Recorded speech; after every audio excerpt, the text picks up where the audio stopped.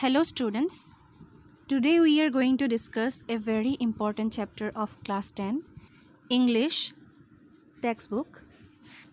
The chapter is Amanda, the poem which was written by Robin Klein. At first, I am going to recite the poem so that you can recite it correctly, and then I will discuss every stanza, every line, so that you can understand it better. Now let's start. Amanda. Don't bite your nails, Amanda.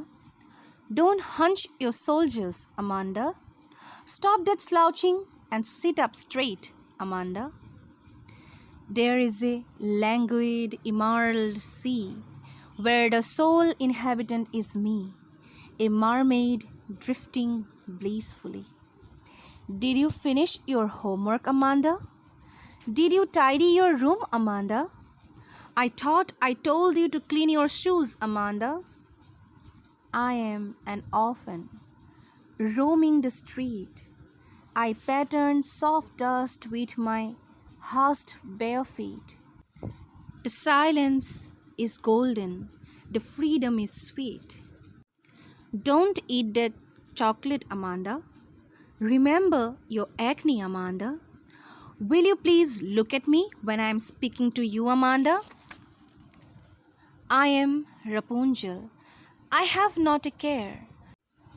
Life in a tower is tranquil and rare. I will certainly never let down my bright hair. Stop that sulking at once, Amanda. You are always so moody, Amanda. Anyone would think that I nagged at you, Amanda. তোমালোকে দুই তিনিবাৰ এই পয়েমটো শুনি বুজিবলৈ চেষ্টা কৰিবা, ভালদৰে recite কৰিবলৈ চেষ্টা কৰিবা। এতিয়া মই তোমালোকক এই পয়েমটোৰ এক্সপ্লেনেশ্যনখিনি দি যাম। আমি প্ৰত্যেকেই জানো যে আমাৰ পৃথিৱীত বা প্ৰকৃতিত যিমান জীৱ জন্তু চৰাই চিৰিকটি মানুহ দুনো যিমান আছে কোনেও আনৰ অধীনত থাকিবলৈ ভাল নাপায়।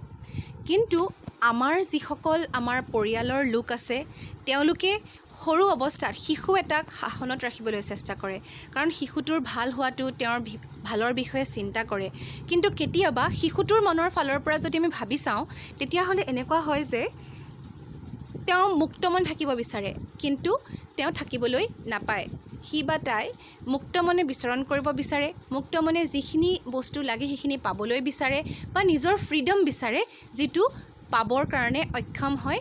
কাৰণ ঘৰুৱা মানুহবিলাক যিবিলাক আছে, মা দেউতা বা দাদা বাইদেউ, সেইসকলে কি কৰে, তেওঁলোকক কণ্ট্ৰল কৰিবলৈ চেষ্টা কৰে বা আনৰ অধীনত থাকিবলৈ যে ভাল নাপায়, শিশুসুলভ আচৰণবিলাক তেওঁলোকে সকলো সময়তে দেখুৱাব বিচাৰে, সকলো আবদাৰ পূৰণ কৰিব বিচাৰে। এই এনেকুৱা ধৰণৰ কিছুমান কথাই এই চেপ্টাৰটোত কোৱা হৈছে। আৰু তোমালোকক কোৱা হৈছে যে তোমালোকৰ ঘৰতো যদি এনেকুৱা চিটুৱেশ্যন ফেচ কৰিছা, সৰুৰ পৰা এতিয়ালৈকে যিমান ডাঙৰ হ'লা, এতিয়াও যদি কিবা এনেকুৱা ধৰণৰ ফ্ৰীডম তোমালোকে ভাবা নেকি যে মই এইটো কাম কৰিব বিচাৰোঁ কিন্তু ঘৰৰ পৰা মোক এইটো কাম কৰিবলৈ দিয়া নাই, তেনেকুৱা যদি কিবা কথা আছে তোমালোকক নোট ডাউন কৰিব দিছে। এতিয়া আহা আমি ফাৰ্ষ্ট ষ্টেঞ্জাটো চাওঁ। তাত কি কৈছে? Don't bite your nails, Amanda. Don't hunch your shoulders, Amanda. Stop that slouching and sit up straight, Amanda. আমি এই ষ্টেঞ্জাটো বুজি পাবলৈ হ'লে আমি যিখিনি ইম্পৰ্টেণ্ট ৱৰ্ডছ আছে বা টাফ ৱৰ্ডছ আছে সেইখিনি আমি মিনিং জানিব লাগিব। মই তোমালোকক কেইটামান মিনিং কৈ দিছোঁ, ইয়াত স্ক্ৰীণত তোমালোকে দেখাই পাবা। মই কৈ গৈছোঁ চোৱা। বাইট, বাইট মানে হৈছে কামোৰা, কাট কৰা কৈছে।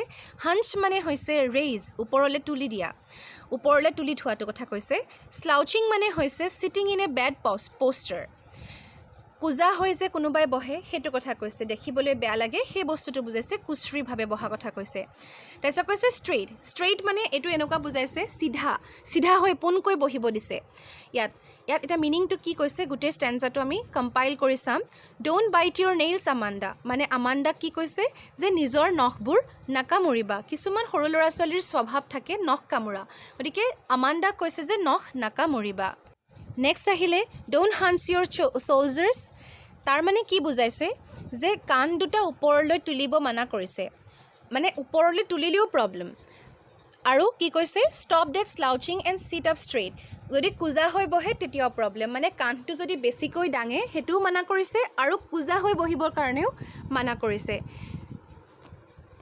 অৰ্থাৎ কেনেকৈ বহিবলৈ কৈছে সিধা হৈ ষ্ট্ৰেইট বহিবলৈ কৈছে এইখিনি আছিল আমাণ্ডা শাসন কেনেকৈ কৰিছে সেইখিনি কথা তাৰ পাছত নেক্সট আঞ্জা যেটো আছে তাত আমাণ্ডাৰ নিজৰ মনৰ ভাষাখিনি কৈছে কি কৈছে there is a languid immoral sea where the sole inhabitant is me a mermaid drifting blissfully অৰ্থাৎ আমাণ্ডাই নিজকে কেনেকৈ ইমাজিন কৰিছে তাই নিজকে এজনী জলপৰী বুলি ভাবিছে আৰু ক'ত থাকে সেই জলপৰীজনী there is a languid immoral সি মানে যিখন আচলতে ইমৰাল্ডৰ মিনিংটো হৈছে যে সেউজীয়া বুজায় মানে আচলতে ষ্টোন কিছুমানৰ যেটো ব্ৰাইট ষ্টোন গ্ৰীণ কালাৰৰ যদি ষ্টোন থাকে সেইবিলাকৰ কালাৰটো বুজায় কিন্তু ইয়াত যেহেতু সি বুলি কৈছে অৰ্থাৎ সাগৰ এখনৰ কথা কৈছে সাগৰখনৰ ৰংটো কেতিয়াবা নীলা দেখি কেতিয়াবা সেউজীয়া দেখি খুব ব্ৰাইট সেউজীয়া নিচিনা দেখা পোৱা যায় আৰু যেটো ফাৰ্ষ্ট ৱৰ্ড কৈছে ল্যাঙ্গুইড এনে সেই ৱৰ্ডটোৰ মিনিংটো হৈছে যে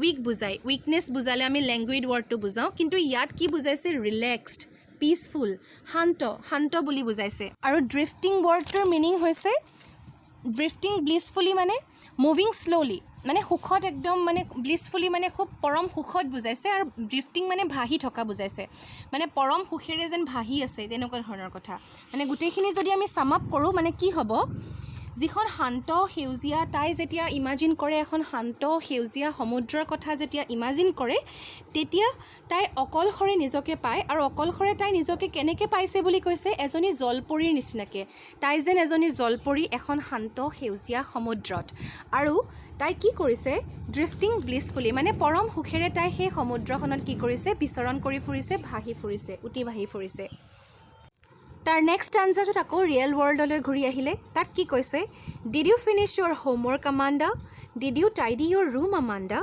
আই thought I told you to clean your শ্বুজ আমাণ্ডা ইয়াত নিশ্চয় তোমালোকৰ গোটেইকেইটা ৱৰ্ডে চিনাকি টাইডি ৱৰ্ডটোৰ মিনিং হৈছে পৰিপাটি কৰা চিজিল কৰা ক্লিন কৰা সেইটো আমি টাইডি বুলি ক'ম বাকীখিনি যদি আমি চাওঁ তোমালোকৰ এইটো ষ্টাঞ্জা একেবাৰে ইজি বুজিবৰ কাৰণে তাই সুধিছে যে আমাণ্ডা সুধিছে যে তুমি হোমৱৰ্ক কমপ্লিট কৰিলানে তুমি ৰুমটো ক্লিন কৰিলানে ৰুমটো ক্লিন কৰা হ'লনে কোঠাটো পৰিপাটি কৰা হ'লনে নাই তাৰপিছত কৈছে যে মই তোমাকতো জোতাযোৰ চাফা কৰিবলৈ কৈছিলোঁ সেইটো কৰা হ'লনে নাই এইদৰে যে ঘৰত কিছুমান প্ৰশ্ন কৰি থাকে সেইবিলাকে তাইক কি কৰে ইৰিটেট কৰে এই কথাখিনিকে তাই ক'বলৈ চেষ্টা কৰিছে মানে ৰিয়েল ৱৰ্ল্ডত তাইৰ লগত সেইখিনি ঘটি থাকে তাই এজনী মাৰ্মেইডৰ নিচিনাকৈ জলপৰী নিচিনাকৈ এখন শান্ত সেউজীয়া সমুদ্ৰত যিখন মনৰ সমুদ্ৰত তাই ঘূৰি থাকে কিন্তু আসল ৱৰ্ল্ডত আচলতে তাইৰ লগত এনেকুৱা ধৰণৰ কিছুমান ঘটনাহে হৈ থাকে নেক্সট আনসাৰটোত কৈছে I am N orphan roaming the street I pattern soft dust with my hushed bare feet the silence is golden the freedom is sweet এইটো ষ্টাঞ্জাত কি কৈছে আমাণ্ডাই নিজকে এজনী অৰফেনৰ লগত তুলনা কৰিছে অৰফেন মানে হৈছে one whose parents are dead মানে যাৰ পিতৃ মাতৃ নাই অনাথ গতিকে কৈছে যে I am an orphan roaming the street মানে ৰাস্তাত ঘূৰি ফুৰা এজনী তাই অনাথ শিশু আৰু তাই কি কৰিছে I pattern soft dust with my hushed bare feet মানে হৈছে shoeless মানে তাই খালী ভৰি চেণ্ডেল য'ত নাই পিন্ধা তেনেকুৱা উদং ভৰিখনেৰে তাই কি কৰিছে তাই নক্সা আঁকিবলৈ চেষ্টা কৰিছে যে ধূলিত যে নক্সা আঁকে ছবি আঁকে তেনেকুৱা ধৰণৰ তাই কিছুমান পেটাৰ্ণ ড্ৰ কৰিবলৈ চেষ্টা কৰিছে তাৰ নেক্সট আনসাৰটোত তাই আকৌ ৰিয়েল ৱৰ্ল্ডলৈ ঘূৰি গৈছে তাত কি কৈছে don't eat the chocolate Amanda remember your একনি Amanda will you please look at me when I am speaking to you Amanda মানে কি কোৱা হৈছে ইয়াত চকলেটটো খাবলৈ মানা কৰিছে আমাণ্ডা সেই চকলেটটো নাখাবা আৰু তোমাৰ মুখৰ যেটো ব্ৰণ আছে ৰিমেম্বাৰ ইউৰ একনি মানে হালমইনা থাকে যে সেই হালমইনাটোৰ কথা মনত ৰাখিব কৈছে তাৰ পাছত কৈছে যে will you please look at me when I am speaking to you মানে মই তোমাক কথা কওঁতে অনুগ্ৰহ কৰি তুমি মোলৈ চাবানে আমাণ্ডা মানে যেতিয়া কোনোবাই কথা কৈ থাকে তেওঁলৈ যদি আমি চাই নাথাকোঁ তেতিয়াহ'লে বহুত মানুহজনে ইৰিটেট ফিল কৰে গতিকে সেইটোৱে কৈছে যে যেতিয়া মই তোমাক কথা কৈ আছোঁ তুমি মোৰ মুখলৈ চাবানে আমাণ্ডা এইদৰে তাইক কুৱেশ্যন কৰিছে নেক্সট আনসাৰটোত কৈছে I am Rapunzel I have not a care life in a tower is tranquil and rare I will certainly never let down my bright hair এইবাৰ তাই নিজকে কিহৰ লগত তুলনা কৰিছে ৰাপুঞ্জেলৰ লগত তুলনা কৰিছে ৰাপুঞ্জেল মানে তাই এটা লাইফ ইন এ টাৱাৰ মানে এনেকুৱা বুজাইছে যে মানে এটা ডাঙৰ বিশাল অট্টালিকাৰ ভিতৰত থকা তাইৰ ৰাপুঞ্জেলজনী, যেনেকৈ ৰাণীবিলাক থাকে, মহাৰাণীবিলাক থাকে, তেনেকুৱা ধৰণৰ তাই এজনী পৰীৰ দৰে তাই এজনী মানে ৰাপুঞ্জেল। আৰু তাই কি কৈছে, তাই কোনো ধৰণৰ কেয়াৰ নকৰে, মানে তাই আনৰ কাৰণে তেওঁ মানে চিন্তা কৰা বা তেনেকুৱা চিন্তা কৰিবলগীয়া তাইৰ একো নাই। তাইৰ জীৱনটো শান্ত আৰু বিৰল, মানে ৰেয়াৰ বুলি কৈছে, আনৰ লগত নিমিলে তাইৰ যিটো জীৱন। আৰু তাৰপাছত কি কৈছে, I will certainly never let down my bright hair, মানে তাইৰ যিখিনি চিকমিকাই থকা উজ্জ্বল চুলি আছে, তাইৰ ভাল মানে চুলিখিনি বহুত দীঘল ধুনীয়া চুলি একোচা তাইৰ আছে, যিকোচা চুলি তাই কেতিয়াও ধ্বংস হ'বলৈ নিদিয়ে, তাই সেইখিনিৰ ভালদৰে কি কৰিব, কেয়াৰ কৰিব। তাৰ পাছৰ ষ্টেঞ্জাটোত আকৌ কৈছে, Stop that sulking at once, Amanda.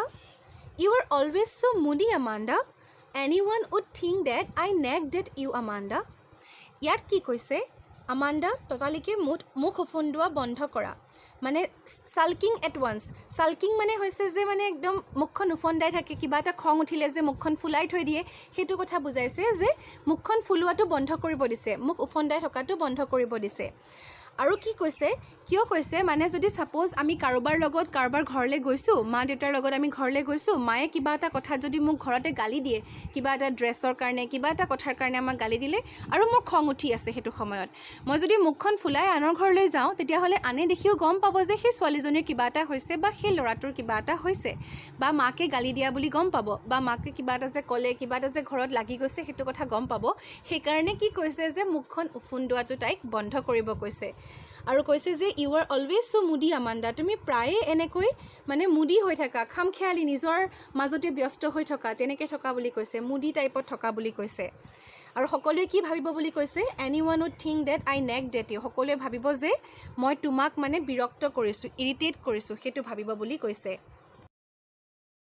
অৰ্থাৎ এই গোটেই পয়েমটোতে এনেকুৱা দুখন পিকচাৰ দেখুওৱা হৈছে। এখন পিকচাৰত তাই কেনেকৈ থাকিব বিচাৰে, আৰু বেলেগ এখন পিকচাৰত এইটো দেখুওৱা হৈছে যে তাইক কেনেকৈ ৰখা হয়, তাইক কোনবিলাক কৰিবলৈ দিয়া নহয়, আৰু তাই কি কৰিব বিচাৰে, তাইৰ মনস্তাত্ত্বিক দিশৰ পৰা তাই কেনেকুৱা ধৰণৰ বস্তু কৰিব বিচাৰে, কিন্তু তাই যে সেই ফ্ৰীডমখিনি নাপায়, আৰু তাই কেনেকুৱা এটা ছিটুৱেশ্যন ফেচ কৰি থাকে, সেইখিনি কথাকে কোৱা হৈছে। তোমালোকে সকলোৱে নিজৰ নিজৰ ছিটুৱেশ্যনবোৰ কেনেকুৱা হয় তাৰে কিছুমান কথা তোমালোকে লিখি এনেকৈ এটা পয়েম তোমালোকে বনাই চাব পাৰা। আৰু আমাৰ কুৱেশ্যনখিনি আমি আমাৰ নেক্সট ভিডিঅ'ত